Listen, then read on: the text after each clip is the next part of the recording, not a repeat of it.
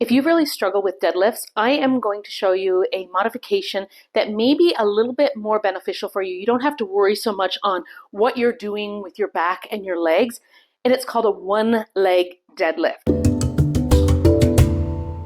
You can use weights. You can start this without using weights at all. You're going to put one leg in front, so you want to make sure that that front leg is soft. You don't want to lock it out because we're trying to keep the pressure off the knees. Starting position, you want to make sure that this foot is back.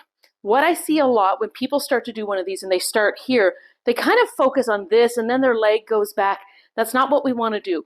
The focus is not on how low we're bringing the weights to the floor. The focus is on keeping a straight line from your head all the way down to your heel. I like holding two weights because that keeps me nice and square to the floor, but you could use one kettlebell or you can use a barbell. From here, see how I've got that straight line from my head to my heel. I'm not going to focus on bringing the weights to the floor. What I'm going to focus on is lifting my heel up. And then as I keep the straight line with my body, the weights will naturally come to the floor. I come back, I just tap.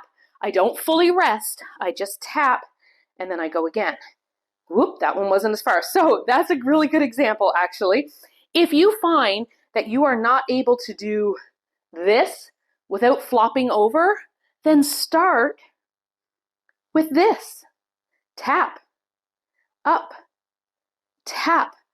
So from here, not only you're working the glutes, you're working the hamstrings as what you would do in a regular deadlift if you were doing both, but then you're also working stabilizer muscles because you are balancing on that.